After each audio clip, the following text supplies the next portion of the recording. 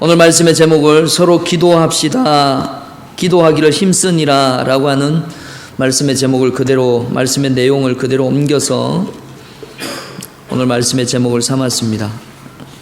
이 얘기 길게 잡혀있는 내용을 이야기하기에는 좀 우리가 적절하지 않다 생각이 들므로 옆에 분들과 인사 나눌 때 오늘도 은혜 많이 받으십시오 라고 인사 나누면 좋겠습니다.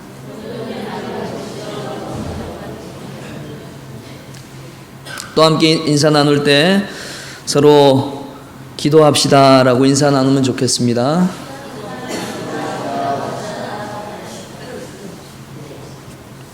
지금 감기에 걸리신 분들이 많으신 것 같아요. 우리 오늘 김숙자 권사님 나오셨는데 지난주에 제가 통화했을 때는 목소리가 거의 나오지 않으셔서 많이 걱정했었는데 오늘 뵈니까 마음은 좋습니다. 많이 힘드신 것 같아요. 저도 감기 걸렸습니다. 몸 관리를 잘해야 되는데 죄송합니다. 하나님 앞에 기도하기로 오늘 말씀 전하는 끝까지만 제 목소리를 지켜주십시오 라고 기도하고 올라왔습니다. 여러분, 충영교회가 어떤 교회가 되기를 원하십니까? 오늘 말씀의 시작은 이 질문에서부터 시작이 되었으면 좋겠습니다. 우리 충영교회가 여러분 어떤 교회가 되었으면 좋겠는가? 어떤 교회가? 이 질문에 바로 대답하기는 어렵지만 아마도 우리 모두는 하나님이 기뻐하는 교회이기를 바라는 마음은 모두가 다 같은 마음일 줄 압니다. 믿으십니까? 하나님이 기뻐하는 교회. 오늘 먼저 읽었던 사도행전 2장 42절에는 성령을 받고 새롭게 변화된 교회와 성도들이 어떤 삶을 살게 되었는지에 대하여 말씀하고 있습니다. 42절에 그들의 생활의 모습을 단편적으로 보여주고 있는 말씀이 있는데 우리는 이 말씀에 먼저 집중하기를 원합니다. 42절 말씀, 그들이 사도의 가르침을 받아 서로 교제하고 떡을 떼며 오로지 기도하기를 힘쓰니라. 그랬습니다. 초대교회는 말씀을 배우고 자라가는 교회였습니다. 성령님이 함께하는 섬김과 교제가 있었습니다. 그리고 성전에 모이기를 힘썼습니다. 그리고 또한 서로 기도하기를 온전히 힘쓰는 교회였습니다. 예수님께서 우리 그리스도인들에게 주신 아주 유익하고도 독특한 이웃 사랑 방법이 있습니다. 무엇입니까? 기도입니다. 특별히 고통받는 이웃을 위해 기도할 수 있다라는 것입니다. 우리는 살아가면서 여러 가지 고통을 겪을 수 있는데 그중 가장 구체적으로 다가오는 고통이 바로 육체적인 고통이 아니겠는가 생각해 봅니다. 건강할 때 하나님이 우리에게 감사의 조건들을 허락하시고 여러 가지 상황들을 감사할 수 있는 기쁨들을 허락해 주셨는데 그렇게 감사하지 못하게 되니까, 그리고 감기에 걸리고 나니까 그렇게 평상시에 하나님 앞에 감사하지 못했던 모습도 생각이 나곤 합니다. 지금도 몸이 아프고 불편해서 고통을 받는 이들이 있을 것입니다. 감기나 혹은 질병으로 고통받는 이들을 위하여 우리는 기도해야 할 것입니다.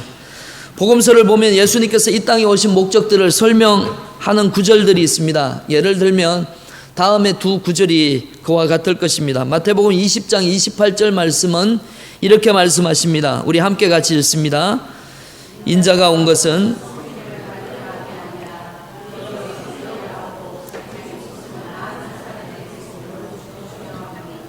아멘.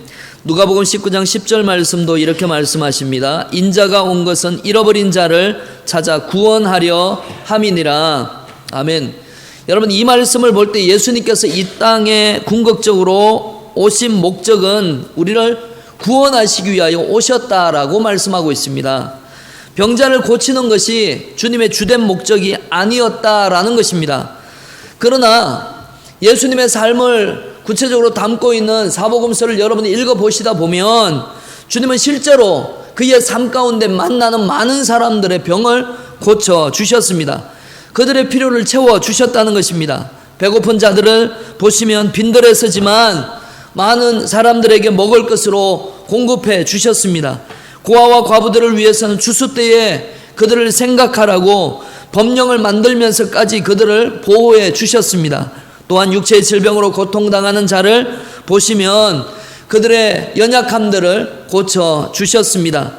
그들의 약한 부분이 가난이든 그들의 약한 부분이 배고픔이든 외로움이든 질병이든 주님의 불쌍히 여기심은 모든 이들에게 공평하게 사랑하셨습니다.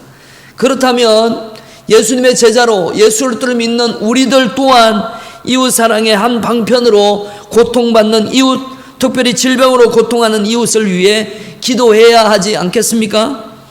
최근 우리 주변에 육체적인 질병으로 고통당하는 사람들을 위하여 구체적으로 그 이름을 불려가며 기도한 적이 있으십니까?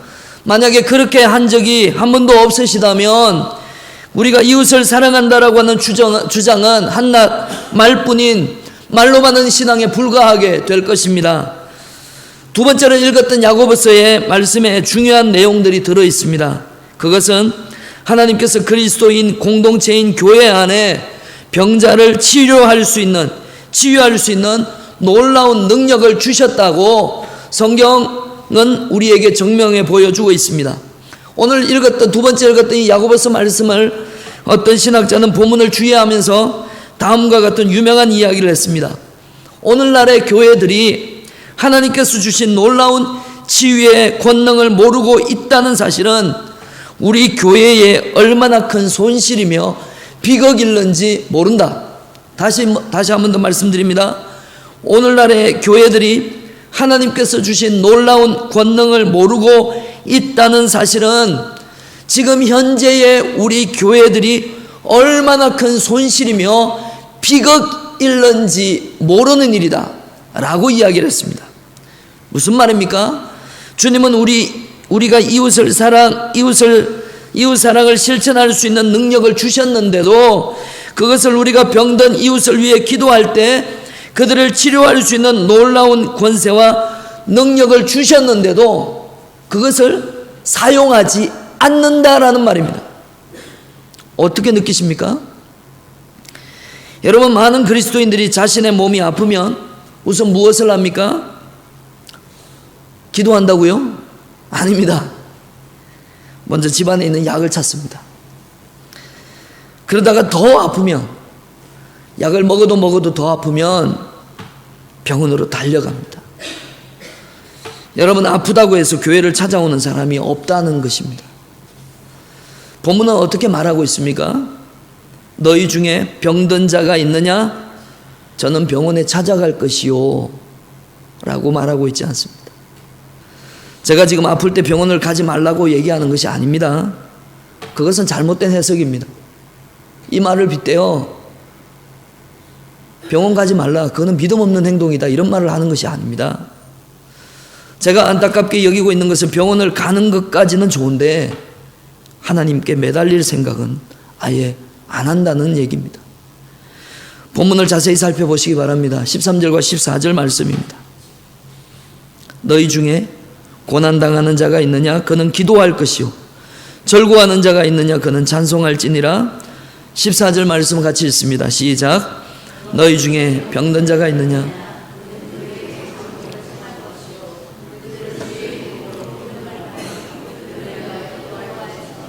아멘. 여기 이 말씀에서 교회 장로들이란 요즘 말하는 장로를 지칭한다기보다는 교회의 지도자 위치에 있는 사람들을 일컫는 말일 것입니다. 우리가 병든 자를 위하여 기도할 때 아무 일도 일어나지 않는다면 여러분, 오늘 말씀대로 지도자를 청해서 기도하는 것이 무슨 소용이 있겠습니까?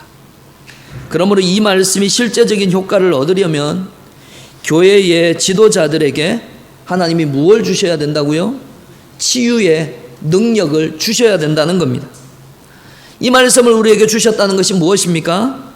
이로써 이 말씀을 주신 하나님께서는 성도들이 서로를 위하여 기도할 때 병든 자를 치유할 수 있는 놀라운 권세와 능력을 하나님의 교회에게 함께 주셨음을 말씀하고 있는 부분입니다. 이제부터 아프면 어떻게 해야 합니까?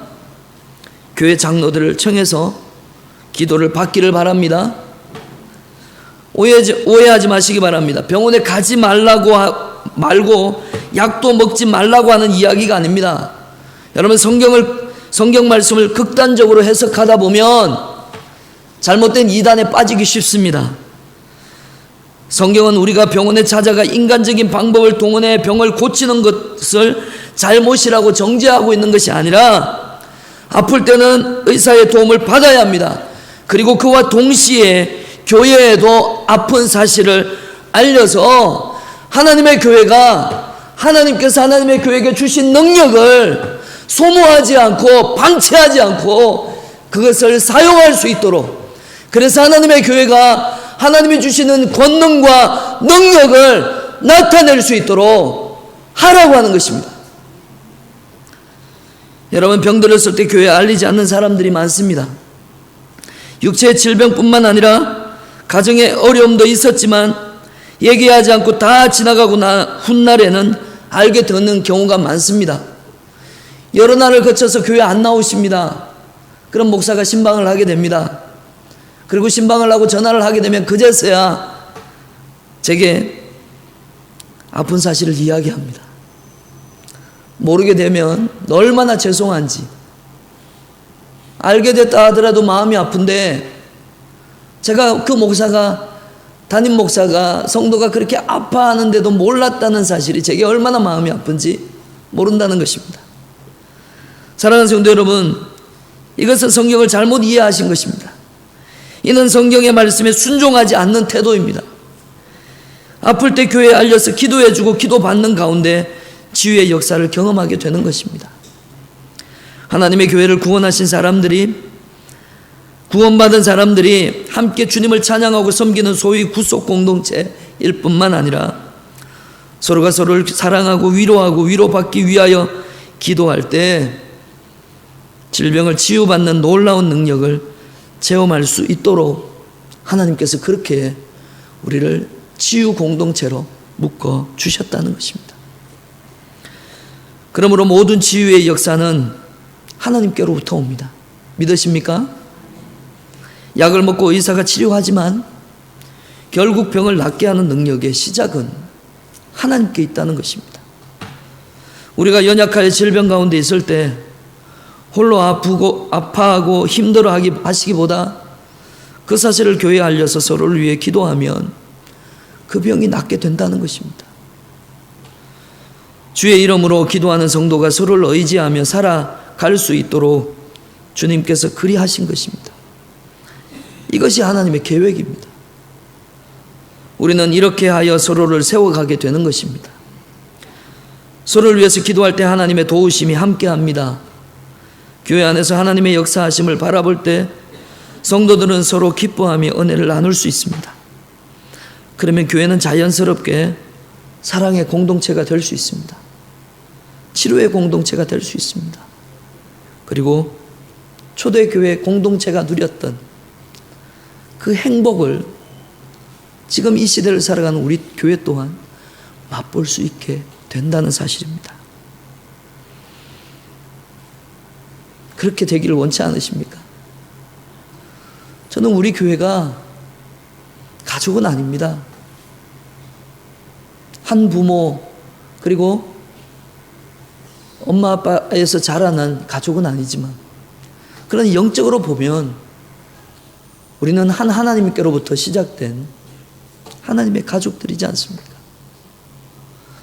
그렇다면 여러분, 우리 교회가 정말 행복해야 되지 않습니까?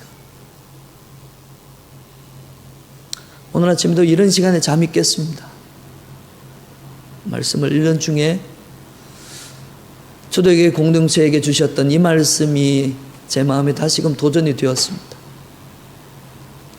이 초대교회 공동체가 분명 존재했었던 교회라면 이 시대도 이와 같은 교회가 될 수 없을까? 하나님, 우리 중형교회가 이런 교회가 될 수 없습니까? 서로가 서로를 위해서 기도해달라고 요청할 때 뭔가 말을 머뭇거리고 무엇인가 좀 조심스럽고, 내가 괜히 부탁하면 부담이 되지 않을까, 내가 이렇게 부탁하면 그분한테 힘들게 하진 않을까? 이런저런 고민하지 않는, 그냥 그대로 보여지는 대로 알고 보여지는 대로 기도하고 맨날 아파도 한 가족이면 괜찮잖아요. 우리가 작년에도 감기 걸리고 올해도 감기 걸렸다고 가족 중에 누가 너는 매년마다 감기 걸리냐고 이렇게 핀잔 주는 가족이 어디 있습니까? 아파합니다. 간호합니다.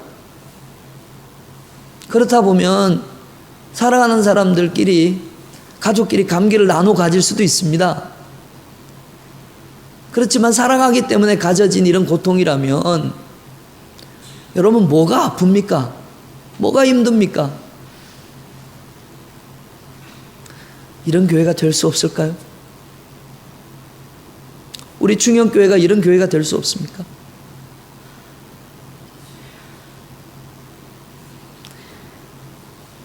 어떻게 하시겠습니까? 말씀이 이렇게 말씀하시면 될 수 있음을 믿으시기 바랍니다. 아멘이십니까? 말씀이 이렇게 말씀하십니다.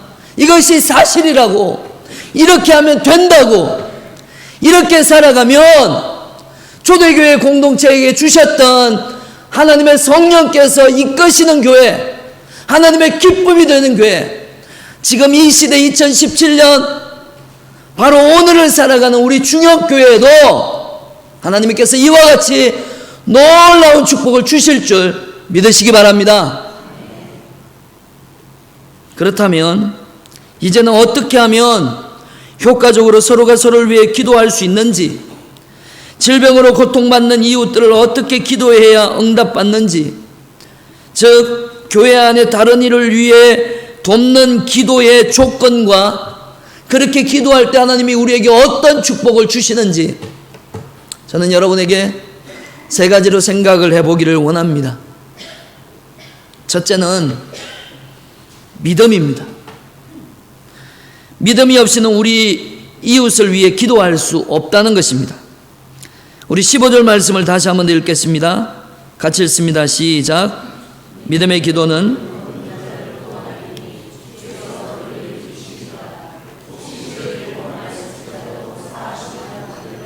아멘. 믿음의 기도가 병든 자를 구한다고 했습니다. 믿음은 사도 야고보가 야고보서 전체를 통해서 끊임없이 강조하고 있는 중요한 주제 가운데 하나입니다. 그래서 야고보서 1장 6절과 7절 말씀은 이렇게 기록되어 있습니다. 함께 같이 읽습니다. 시작. 오직 믿음으로 구하고 조금도 의심하지 말라. 의심하는 자는 마치 바람에 밀려 요동하는 바다 물결 같으니 이런 사람은 무엇이든지 주께 얻기를 생각하지 말라. 아멘. 어떻게 기도해야 합니까? 믿음으로 기도하라고 말씀하고 있습니다. 기도할 때 주님이 나를 도와주신다, 나를 치료하신다 라고 하는 확실한 믿음이 없다면 하나님 앞에 기도하는 것을 통해 얻기를 바라지 말라고 이야기하고 있습니다. 하나님이 나를 도와주신다는 사실을 참으로 믿지 않는다면 우리가 무엇하러 기도합니까? 적당히 기도하면 응답이 없는 것이 당연합니다. 우리가 믿고 기도해야 합니다. 그런데 더 놀라운 사실 하나가 있습니다. 여러분, 믿음으로 기도했습니다. 간절히 기도했습니다. 그런데 응답받고 고침을 받았습니다. 그런데 신기하게도 그 이후로부터는 하나님을 향한 믿음이 자라가더라는 겁니다. 하나님께 기도 응답을 받으면 그 이후로부터 이전보다 더 하나님을 더 신뢰하게 되고 하나님 앞에 믿음으로 더 크게 하나님 앞에 기도하게 되더라는 겁니다. 사실 우리는 하나님의 백성이고 하나님의 자녀인 성도들조차 병에 걸려야 하는가라는 의문을 가질 때가 있습니다. 제가 감기에 들어보니까 한 달이 지나도 낫지 않은 적이 있었습니다. 이번에는 그때가 되지 않기를 위해서 열심히 약도 먹고 또한 챙겨주는 거 좀 쉬려고 애를 많이 쓰고 있습니다. 목사도 감기에는 꼼짝 못한다라는 생각이 들고요. 그러면서 왜 하나님은 나에게 고통을 주실까? 라고 생각하는 중에 제게 깨달아지는 것은 어쩌면 그와 같은 고통 때문에 우리가 주님 앞에 무릎 꿇어 기도하는 것이 아니겠는가? 그리고 이어서 찾아오는 깨달음은 내가 건강할 때 아침에 자고 일어나는 반복되는 일상에 내가 하나님 앞에 감사하는 생활을 살아가지 못했구나, 그런 생각이 듭니다. 우리가 이웃을 위해서 기도할 때 가장 기본이 되는 조건이 무엇입니까? 믿음이라는 것입니다. 이 믿음은 돕는 기도의 조건이면서 동시에 우리에게 축복이 된다는 것입니다. 왜냐하면 믿음으로 기도하면 그 기도의 응답을 받게 됩니다. 그러면서 하나님을 더욱 신뢰하게 됩니다. 이웃의 아픔을 위해 믿음으로 기도할 때 하나님께서 살아 역사하심을 체험하게 되므로 우리는 더 큰 믿음을 갖게 된다는 말입니다. 그래서 믿음의 기도는 우리에게 더 위대한 믿음을 갖도록 해준다라고 하는 것이 우리에게 믿음으로 구할 때 하나님께서 우리에게 주시는 축복일 것입니다. 둘째로는 죄의 고백입니다. 우리가 서로를 위해 기도할 때 응답받을 수 있는 두 번째 조건은 죄를 고백하는 것입니다. 죄의 고백을 통해 얻을 수 있는 놀라운 축복 가운데 한 가지가 거룩한 삶을 살아가게 된다더라는 것입니다. 본문 16절 말씀을 다시 한번 더 보시겠습니다. 그러므로 너희 죄를 서로 고백하며 병이 낫기를 위하여 서로 기도하라. 의인의 강구는 역사하는 힘이 큼이니라. 서로 기도하라고 하기 전에 강조한 말씀이 있습니다. 무엇입니까? 너희 죄를 서로 고하라는 것입니다. 여러분, 여기서 여러분에게 한 가지 질문을 드리겠습니다. 여러분, 모든 질병은 죄 때문에 생긴다 하는 말이 맞습니까? 아니면 틀립니까? 틀린 말입니다. 여러분, 모든 질병이 죄 때문에 생긴다고 한다면 15절 말씀에 혹시 죄를 범하였을지라도 사하심을 받으리라고 하는 이 구절은 빼야 맞는 겁니다. 혹시라는 단어가 사용된 것은 모든 질병이 반드시 죄 때문에 생기는 것은 아니라고 하는 것을 강조해 주고 있는 말씀인 것입니다. 그렇기에 간혹 죄 때문에 혹은 징벌로 질병에 걸릴 수도 있습니다. 그러므로 질병에 걸렸을 때 자기 자신을 돌아보는 시간을 가지면 되는 것입니다. 혹시 나의 죄 때문에 하나님이 나에게 가르쳐 주시고 연단하시기 위해 이 질병을 내리신 것은 아닌지, 나를 깨닫게 하기 위하여 육신의 고통을 허락하신 것은 아닌지 살펴보면 되는 것입니다. 그러나 우리가 이웃을 바라보면서 나를 그렇게 살펴보는 것은 유익한 일이고 좋은 일이지만 괜히 병에 들어 힘들어하고 있는 이웃들을 바라보면서 병에 걸린 사람들이 무슨 죄를 지어서 벌을 받는 것이라고 생각하는 것은 올바른 태도가 아니라는 것입니다. 성경에 그렇게 그런 태도로 살았던 사람들에 대한 이야기가 나옵니다. 누구입니까? 욥기에 나오는 욥의 친구들이었습니다. 욥의 친구들은 인과응보의 법칙에 따라 욥의 죄 때문에 욥이 그런 고통을 당한다라고 그에게 주장하였습니다. 그러나 성경은 뭐라고 결론을 내립니까? 욥의 고통은 욥이 지은 죄 때문에 아니다라고 이야기합니다. 그러므로 하나님의 일은 사람이 판단할 수 있는 것이 아니라는 것입니다. 여러분, 그러나 이런 일을 겪게 되면 자기 자신에 대하여 엄격한 태도는 가져야 할 것입니다. 나 자신의 죄는 철저하게 다스려야 하지만 이웃을 판단하는 일은 삼가해야 할 것이라는 겁니다. 이웃이 고통당하고 있는 것을 보고 하나님께 벌받은 것이라고 쉽게 말하는 경우가 많은 일들을 보게 됩니다. 이것은 큰일 날 소리를 하는 것입니다.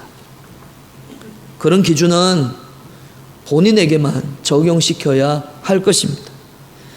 자기 자신이 아픈 경우에는 나에게 어떤 잘못이 있지는 않은지 반성해 보아야 할 것이라는 겁니다. 범위를 더 확장시켜서 내가 속한 공동체, 내가 속한 우리 교회 안에 혹은 나로 인하여 교인들이 어려움들을 겪고 있지는 않는지, 혹은 교인들이 지은 죄가 있지는 않는지 살펴보라고 하는 것입니다. 그래서 본문의 말씀에 너희 죄를 서로 고백하며 라고 한 것은 교회 전체가 죄를 고백해야 한다라고 하는 고백일 것입니다. 혹시 우리들의 부족함 때문에, 우리의 연약함 때문에 한 형제가 고통을 당하는 것은 아닌지, 교회 어려움이 닥친 것은 아닌지 돌아보라고 하는 것입니다. 때때로 하나님은 교인 전체가 더욱 기도할 수 있도록, 더욱 하나님 앞에 엎드릴 수 있도록 어려움에 처하게도 하신다는 것입니다. 그래서 성경은 너희 죄를 서로 고백하며 병이 낫기를 위하여 서로 기도하라는 말씀은 개인이나 한 가정에만 국한된 말씀이 아니라 교회 전체, 한 걸음 더 나아가서 한 사회에도 적용할 수 있는 말씀인 것입니다. 하나님께서 우리를 고치고 바로 잡아 새롭게 하기 위하여 그와 같은 고통을 사회 전체에 하실 수도 있다라고 하는 것입니다. 이런 말씀이 어디에 나옵니까? 역대하 7장 14절의 말씀을 한번 보시기 바랍니다. 우리 같이 읽겠습니다. 시작.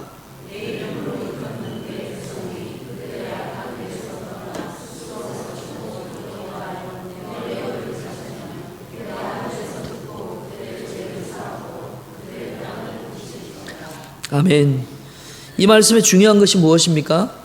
이런 땅을 하나님께서 고쳐주시겠다고 지금 약속하고 있는 것입니다.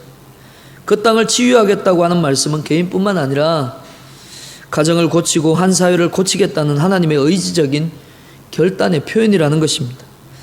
하나님께서 내것인 조건은 이스라엘 백성이 악한 길에서 떠나 회개하고 겸손하게 주님 앞에 기도하여 죄를 자백하라고 하는 겁니다.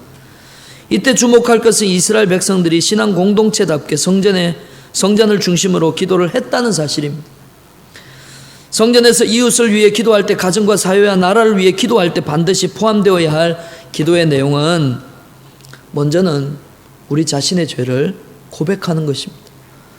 먼저는 내 자신을 돌아보라고 하는 것입니다.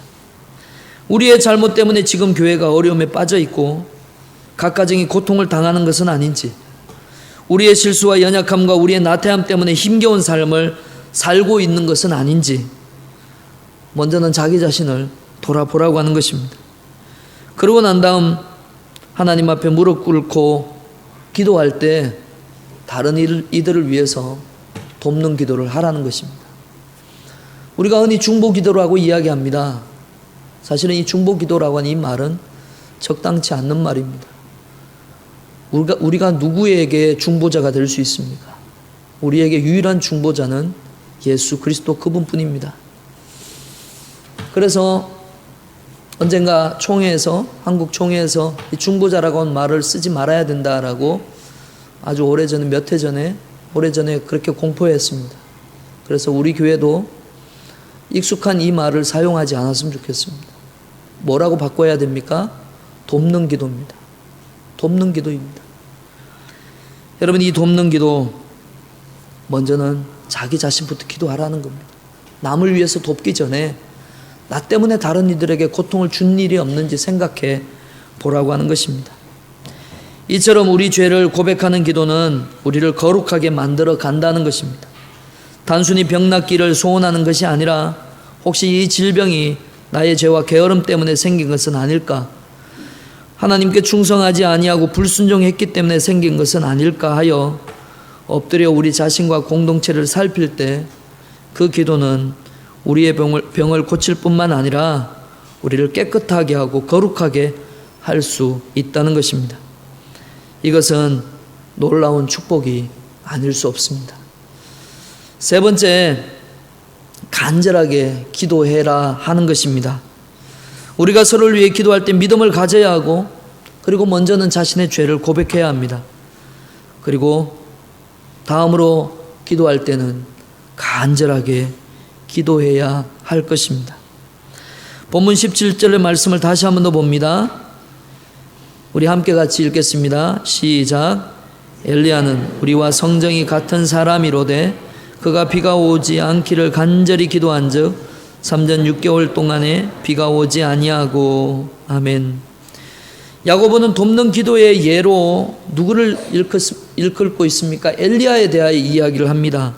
여러분, 엘리야는 오늘 말씀에 우리와 성정이 같은 사람이다, 본성이 같은 사람이다 라고 말합니다. 이 말씀은 우리처럼 실수할 수 있는, 게으름을 피울 수 있고 연약해질 수 있고 참을성이 없이 행동할 수 있는 연약한 사람이다 라고 하는 말입니다. 이런 엘리야가 기도로 하늘의 문을 열 수 있었다면 그 사람도 할 수 있는데 내가 못할 일이 뭐가 있겠습니까? 여러분, 엘리야도 할 수 있는 일이면 나도 할 수 있는 것입니다. 예수님이 행하신 일 우리가 100% 그렇게 할 수는 없지 않습니까? 그런데 예수님이 하셨던 일을 우리가 쫓아서 닮아가는 것은 우리가 할 수 있습니다. 그런데 지금 엘리야에 대한 이야기입니다. 그런데 엘리야를 우리와 같은 연약한 사람이라고 성경은 그의 본성에 대해서 이야기하고 있습니다. 그러면 엘리야가 했다면 나도 할 수 있는 것입니다. 여러분, 엘리야의 기도의 생활을 연구해 보면 간절히 기도한다는 것이 무슨 의미인지 알 수 있습니다. 어떻게 기도하는 것이 간절히 기도하는 겁니까? 악을 써서 기도하는 것입니까? 목소리 부르짖으면서 주야 주야 하면서 기도하는 것이 간절히 기도하는 겁니까? 소리만 높이면 무조건 간절한 기도라고 착각하는 사람이 있을는지도 모르겠습니다. 실은 너무 조용조용 기도하는 것도 문제입니다. 때에 따라서는 부르짖어 우리 합심으로 같이 기도합시다 했는데 속으로 기도하시는 분들이 있음을 봅니다. 여기서 우리가 궁금해하는 엘리야의 간절한 기도는 어떤 기도일까요? 여기에 말하는 이 간절한 기도는, 엘리야의 기도는 계속적인 기도를 말하고 있는 것입니다. 우리가 많은 경우 기도하면 하나님이 즉각 응답하시기를 바라고 기도합니다. 지금 제 딸이 아파요. 실제로 지금 하리가 아픕니다.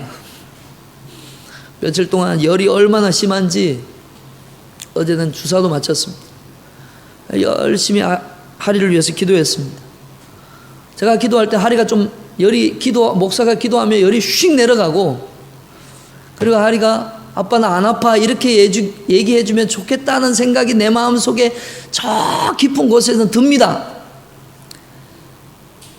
그런데 하나님이 금방 그렇게 하실 때가 있을는지도 모르겠지만 그것에 대해서 믿지 못하는 게 아니라 대부분의 경우는 그렇게 하지 않습니다. 그러나 많은 경우 우리의 기도에도 불구하고 아무런 변화 없이 모든 상황이 그대로 있을 수 있다는 것입니다. 그렇게 될 때 여러분은 기도를 멈추시겠습니까? 만약에 기도를 멈추겠습니까? 하나님이 금방 안 들어주신다고? 아닙니다. 더욱이 살아가는 일이라면 그렇게 못합니다. 엘리야는 하나님께 응답하실 때까지 계속 기도했다는 것입니다. 문제가 해결될 때까지 간절히 기도했다는 것입니다.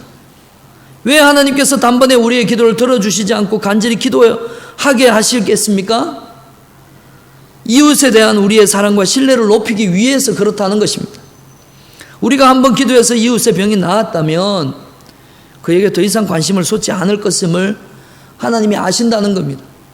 그래서 오히려 신통한 능력이 있다고 교만해질 수 있기 때문에 하나님은 그런 방법 쓰실 때도 있지만 쓰지 않을 때가 더 많다는 것입니다. 하나님께서 우리를 꾸준히 계속해서 기도하게 하시는 가운데 우리의 이웃을 치유하고 그를 새롭게 만들어 가신다는 것입니다. 그러면서 우리는 하나님의 은혜에 감사하게 된다는 것입니다. 여러분, 열왕기상 17장에 엘리야의 기도의 모습이 나옵니다. 장소는 사르밧 과부의 집입니다. 사르밧 과부의 집에서는 떡을 만들 기름과 가루가 끊이지 않았던 기적이 일어나기도 했었던 장소입니다. 그런데 17절을 보니까 이 집에 문제가 터졌습니다. 하나밖에 없는 아들이 병에 들어 그만 죽게 된 것입니다. 아니, 죽은 것입니다. 말씀을 한번 보시기 바랍니다. 17장 17절 18절 말씀을 보면 사르밧 과부의 경우 아들이 죽은 탓을 누구에게 돌립니까? 엘리야에게 돌립니다. 17절 18절 말씀을 보여주시면 좋겠습니다. 그러면서 사르밧 과부는 엘리야에게 아들을 죽게 했다고, 엘리야가 우리 집에 왔기 때문에 내 아들이 죽게 됐다고, 자칫 잘못하면 엘리야가 억울하게 될 것 같은 상황입니다. 그런데 이후에 엘리야의 행동을 한번 보시면 그런 원망의 소리를 들음에도 불구하고 엘리야는 두말 않고 아이를 달라고 합니다. 그리고 다락방으로 그 아이를 데리고 올라갑니다. 아이가 아니라 시신이지 않습니까? 죽은 시체 즉 문제를 안고 자기 다락으로 올라간 것입니다. 엘리야는 문제를 가지고 곧장 자기가 기도하는 다락에 올라가서 하나님께 사정을 아뢰입니다. 그리고 문제를 놓고 기도합니다. 여러분, 때때로 우리가 문제에 부딪히는 문제들이 도무지 앞뒤가 맞지 않고 이해가 안 되는 일들이 우리에게 찾아올 때가 있습니다. 해결을 어떻게 해야 될지 밑도 끝도 없이 어디서 문제가 터졌는지 이건 아무리 생각해도 고민으로 해결이 안 됩니다. 여러분, 그러면 어떻게 해야 됩니까? 그럴 때 우리가 쓸 수 있는 방법이 있다면 우리는 어떤 방법을 쓸 수 있습니까? 그때는 하나님 앞에 엎드려야 됩니다. 열왕기상 17장 20절과 22절 말씀을 우리 함께 같이 읽겠습니다. 우리 같이 읽습니다. 시작.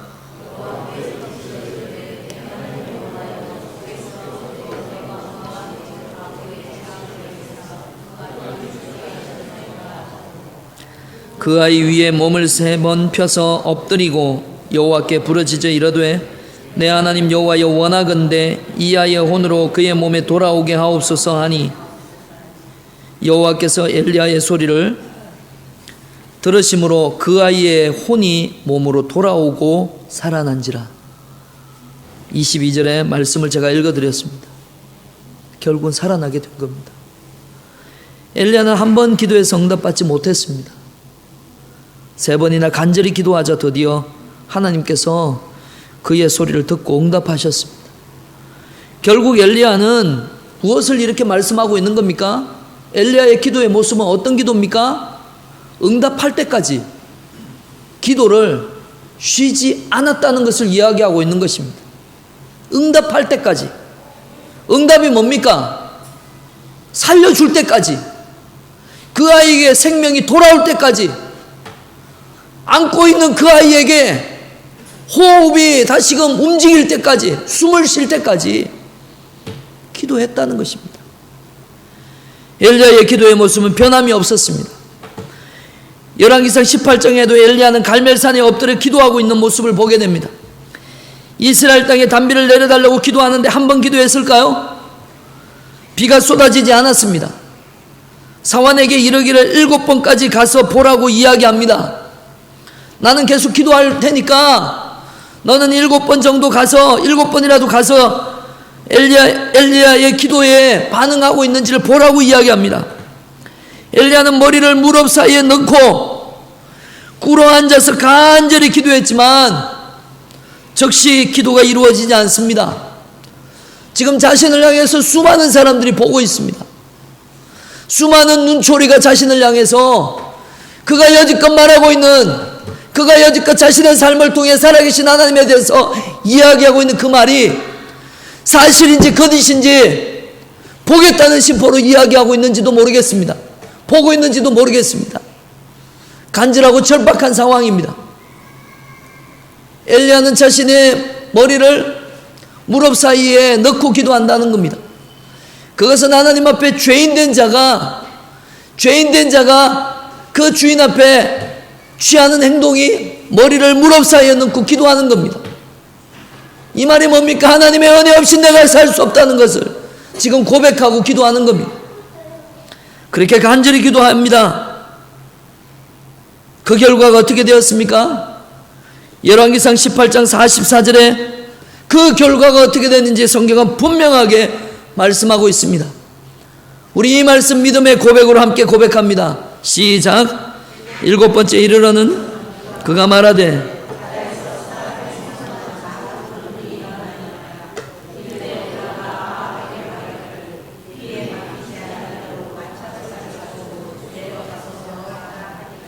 할렐루야. 사원이 7번째 가서 겨우 발견한 것이 무엇입니까? 구름도 아닙니다. 비가 내릴 만한 구름이 아니라 멀리 바라보니까 손바닥만한 작은 구름이 생기더라는 겁니다. 이것은 아직 비가 내리지 않았다는 말입니다. 그러나 손바닥만한 작은 구름, 이것에 대하여 사원은 돌아와서 엘리야에게서 분명히 얘기했을 것입니다. 손바닥만한 작은 구름이 보입니다. 그러나 엘리야는 그 말을 듣고 이것은 희망의 징조라고 하는 사실을 깨달았을 것입니다. 그는 기도를 쉬지 않았습니다. 더욱 부러지졌을 것입니다. 손바닥만한 작은 구름이 드디어 큰 비로 변하여 이스라엘 나라 전체를 덮고도 남을 만큼 쏟아지게 되었습니다. 엘리야의 간절한 기도는 3년간 가뭄으로 고생하는 이스라엘 땅에 단비를 내리는 결과를 낳았습니다. 엘리야는 즉각적인 응답이 없다고 해서 실망하거나 포기하지 않고 계속해서 기도를 드렸습니다. 이는 하나님을 계속적으로 믿고 있었음을 증명하고 있는 말씀입니다. 여러분, 하나님은 신실하신 분입니다. 의심하지 않고 기도하면 하나님은 응답하실 것입니다. 마침내 하나님은 자비와 성실과 은혜로 엘리야에게 임하여 역사하셨습니다. 사랑하는 성도 여러분, 저는 이 시간 간곡하게 여러분에게 요청합니다. 엘리야는 우리와 같이 연약한 사람입니다. 그는 간절히 기도하여 하늘이 비를 내렸다는 것을 믿습니다. 그렇다면 우리도 간절히 기도할 때 이 땅의 역사를 바꿔놓을 수 있지 않겠습니까? 우리의 기도로 이웃의 삶을 바꿀 수 있지 않겠습니까? 이웃의 고통에서 구해낼 수 있지 않겠습니까? 우리의 기도가 우리의 사랑하는 가족을 살릴 수 있지 않겠습니까? 한 사회를 변화시킬 수 있을 것입니다. 웨슬리 듀엘이라고 하는 사람은 그의 책에 기도로 세계를 움직이라고 하는 책에 이런 글을 말했습니다. 하나님은 중보기도를 통해 세계를 통치하신다. 그런데 웨슬리는 자신의 여러 책 중에 또 다른 책에 이런 말을 했습니다. 하나님은 우리의 기도의 삶으로 응답의 제안을 받으신다. 하나님은 우리의 기도의 삶으로 응답의 제안을 받으신다. 물론 하나님은 우리의 기도 없이도 일하실 수 있는 분입니다. 그러나 성도의 기도를 통해 개인을 치료하시고 가정을 바꾸시고 교회를 새롭게 하시고 한 사회를 움직이시고 역사를 통치하고 계십니다. 그렇다면 우리가 이 기도 사역에 동참해야 하지 않겠습니까? 하나님과 함께 역사를 움직여 가야 하지 않겠습니까? 하나님이 이렇게 하시려고 우리에게 권세와 능력을 주셨는데 이 권세와 능력을 주신 것을 우리가 성경을 읽고 아멘으로 화답하지만 여전히 내 삶에는 아니다라고 외면하시겠습니까? 아니면 이런 권세와 능력을 주셨음에도 불구하고 이 부분엔 내가 믿지 못하겠다, 다른 모든 부분엔 내가 아멘으로 고백하지만 이 부분에는 아멘하기가 내가 부족하여 못하겠다라고 그렇게 외면하시겠습니까? 하나님과 함께 이웃을 돕고 하나님과 함께 이웃을 치유하고 이웃의 삶을 바꾸는 사역에 우리 또한, 이 자리에 있는 저와 여러분 또한 함께 동참하시게 되기를 바랍니다. 우리가 서로를 돕는 기도에 함께 하시기를 바랍니다. 교회가 하나 되어 성도들이 서로의 짐을 내려놓고 위에서 기도할 때 놀라운 역사가 일어날 줄 믿습니다. 서로 기도하기를 힘씁시다. 그리고 서로 기도합시다. 저는 여러분에게 두 가지로 간곡히 요청합니다. 교회는 기도해야 하고 기도가 살아있어야 합니다. 7월부터 함께 기도하기를 원합니다. 모든 이들이 아침마다 나와서 기도하기를 원합니다. 하지만 개인의 사정과 개인의 기업의 사정에 따라 못 나오실 수 있음 또한 저는 압니다. 힘쓰시되 그렇게 하지 못하신다면 우리 한 달에 한 번만큼은 우리가 힘을 좀 냈으면 좋겠습니다. 매월 1일 이스라엘 백성들은 월상 예배로 모였습니다. 이것이 하나의 절기였습니다. 하나님 앞에 내 삶의 모든 것을 드리겠다는 결단이었습니다. 내가 시작하는 이 한 달 하나님이 나와 함께 해달라고 하는 결단이었습니다. 그런 결단으로 이스라엘 백성들은 하나님의 전에 모여 함께 기도하며 한 달을 시작했습니다. 저도 또한 우리 교회가 그렇게 하는 것이 마땅하다 생각이 들어집니다. 그래서 여러분에게 한 달에 한 번은 함께 모이기를 권면합니다. 그리고 이 한 달에 한 번은 우리가 한 달을 하나님 앞에 드리며 그렇게 기도하며 시작했으면 좋겠습니다.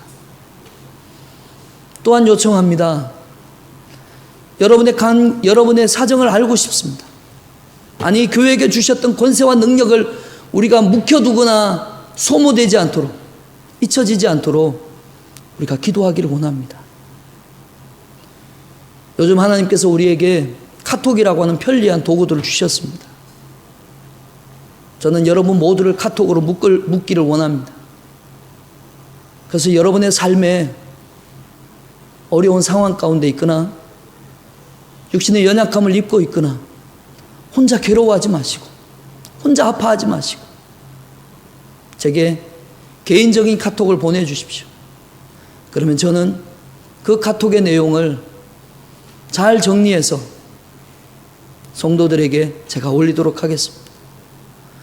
그래서 기도가 필요한 때 성도들의 기도를 모을 수 있도록 제가 그렇게 하려고 합니다. 이 일에 함께 협력해 주시기를 간절히 요청합니다. 기도하시겠습니다. 하나님 아버지, 감사합니다. 우리에게 주신 이 권세와 능력, 하나님의 교회에게 주셨던 이 기도의 능력을 우리가 함께 사용하기를 원합니다. 한 달란트 받은 자가 하나님이 주셨던 것을, 그런 능력을 그냥 땅에 묻어두어 악하고 게으른 종이라고 칭찬보다 꾸중을 들었던 것처럼 우리가 그런 성도는 되어지 말아야 되지 않겠습니까? 하나님, 우리에게 주신 이 말씀을 기억하고 이렇게 살아갈 수 있는 은혜를 허락하여 주옵소서. 예수님 이름으로 기도합니다. 아멘.